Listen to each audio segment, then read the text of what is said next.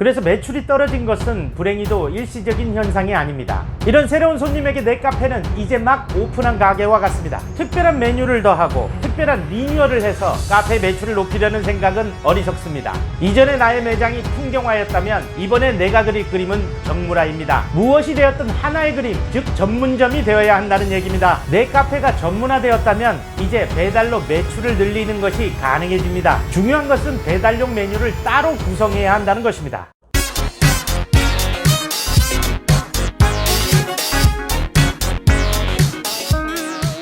안녕하세요. 카페 창업 전문 유튜버 덕분이랍니다. 우리 동네에 스타필드가 들어올지도 모른다는 소문이 살살 피어나더니 어느덧 공사가 시작되고 드디어 오픈을 합니다. 단골 손님들의 대화 속에서도 종종 스타필드 얘기가 들렸던 터라 어느 정도의 매출 하락은 예상했었지만 이 정도일 줄은 몰랐습니다. 이제 우리는 어떻게 해야 할까요? 오늘은 이 얘기를 해보려고 합니다. 시작하기 전에 구독과 좋아요 꾹 눌러주세요. 저에겐 큰 힘이 됩니다.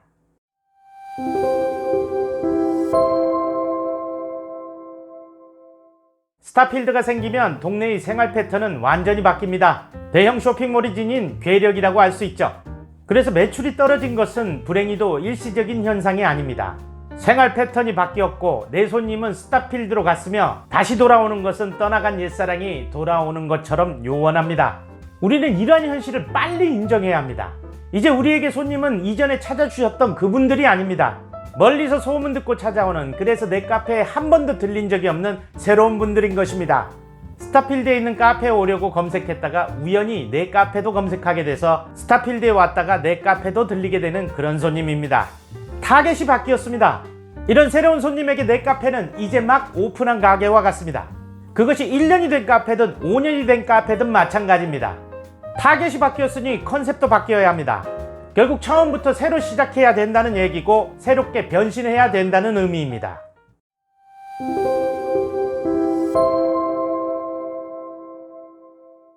이미 오랜 시간 영업해왔던 카페가 새로 오픈하는 가게처럼 되려면 마인드부터 바뀌어야 합니다. 기존 영업 마인드를 완전히 지우는 것이 대전제입니다.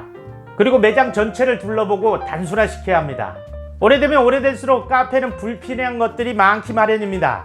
액자, 소품, 장식, 메뉴, MD 제품 등등.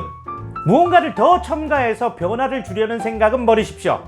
특별한 메뉴를 더하고 특별한 리뉴얼을 해서 카페 매출을 높이려는 생각은 어리석습니다. 우리가 식당을 찾기 위해 검색을 할 때 이것저것 다 하는 음식점은 신뢰가 안 가지 않습니까? 김치찌개도 하고 돈가스도 하고 스시까지 팔면 누가 신뢰하고 가겠습니까? 반면에 동네 사람이 동네에 있는 식당을 고를 때에는 이것저것 모든 메뉴를 다 파는 김밥 천국과 같은 그런 식당을 선호할 수도 있습니다. 하지만 우리의 새로운 손님은 오직 온라인을 통해서만 내 카페를 알게 되고 호감을 느끼고 찾아오게 됩니다. 그러니 웬만한 것들은 다 빼십시오. 소품도 장식도 다 버리십시오.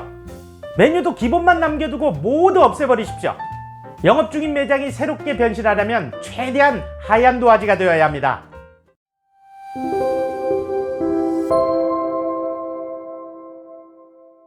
하얀 도화지가 되었다면 이제 그림을 하나만 그릴 것입니다. 이전에 나의 매장이 풍경화였다면 이번에 내가 그릴 그림은 정물화입니다. 무엇을 그리시겠습니까? 이 그림은 내 만족을 위한 그림이 아니고 남에게 보여주기 위한 그림입니다. 그래서 우리는 사람들이 좋아하는, 보고 싶어 하는 그런 그림을 그려야 합니다. 요즘 뜨는 핫한 그림이 좋을 것입니다. 그것이 크로플일 수도 있고 팬케이크일 수도 있고 티라미수 케이크일 수도 있으며 뉴욕 스타일의 베이글일 수도 있습니다. 아니면 아인슈페너, 플랫 화이트, 흑당 밀크티가 될 수도 있겠죠. 빙수나 봉봉 스타일의 디저트 음료여도 괜찮을 것입니다. 무엇이 되었든 하나의 그림, 즉 전문점이 되어야 한다는 얘기입니다. 크로플 전문점, 팬케이크 전문점, 티라미수 케이크 전문점, 뉴욕 스타일 베이글 전문점, 아인슈페너 전문점, 호주 스타일 커피 전문점, 빙수 전문점, 디저트 음료 전문점. 어느 한국 영화 속의 유명한 대사처럼 말이죠. 난 딱 한 놈만 팬다.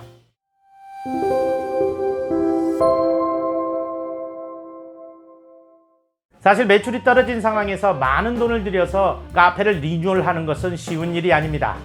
그래서 돈을 쓰더라도 꼭 써야 할 곳에 집중해서 쓰는 것이 좋습니다. 덕분이는 이런 경우에 전면 외관, 즉 파사드에 투자하라고 권하고 싶습니다. 외관의 전체적인 색감도 바꾸고 간판도 교체해서 새롭고 산뜻한 느낌을 주는 것입니다. 또 여기 전면 외관에는 전문화 시킨 메뉴가 꼭 들어가야 할 것입니다. 일테면 이런 거죠. 덕분이네 카페 크로플 앤 플랫 화이트. 파사드에 사용된 메인 색깔을 실내에도 연결시켜 페인트 칠만 군데군데 새롭게 해줘도 느낌이 확 달라지고 비용도 얼마 들지 않습니다.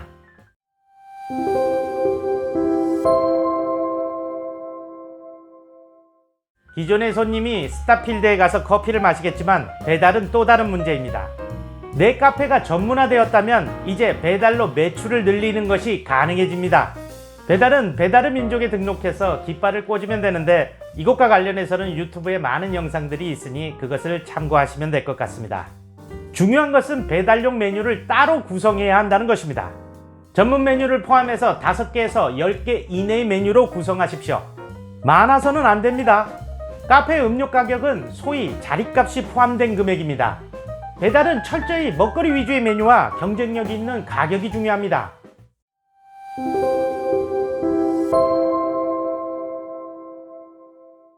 바뀐 매장에서 손님은 오로지 온라인을 통해서만 온다고 생각하십시오. 그러니 온라인 마케팅은 배달과 더불어서 내 카페의 매출을 올려줄 가장 중요한 요소 중에 하나입니다. 꾸준히 키워드 위주의 블로그 체험단 마케팅을 지속해 나가야 합니다. 일테면 일산에 덕분이네 카페가 있고 크로플과 플랫 화이트를 전문으로 하고 있다면 공략해야 될 키워드는 다음과 같을 겁니다. 덕분이네 카페, 일산 카페, 일산 크로플, 일산 플랫 화이트, 일산 맛집, 고향 스타필드 카페. 이것과 더불어 내 카페의 SNS 계정을 통한 자체 이벤트도 병행해 나가야 합니다. 유튜브 채널을 운영할 수 있다면 금상첨화겠죠. 자, 오늘의 요점 정리. 1. 대형 쇼핑몰이 생기면 타겟을 바꿔야 한다. 2. 최대한 많이 버리고 단순화시키자.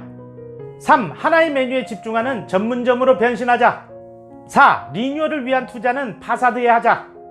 5. 경쟁력 있는 배달 전용 메뉴를 구성하자. 6. 꾸준하고 쉼없이 온라인 마케팅을 지속하자. 끝으로 이 영상을 영감을 주시고 핫플레이스 맛집으로 거듭나고 계신 평택의 지오이아 카페 사장님께 감사의 말씀을 전합니다. 어떠세요? 도움이 좀 되셨나요? 도움이 되셨다면 구독과 좋아요 꾹 눌러주세요. 알람 설정도 잊지 마시고요. 저에겐 큰 도움이 됩니다. 이 채널이 있는 이유는 당신이 있기 때문입니다. 당신의 덕분입니다.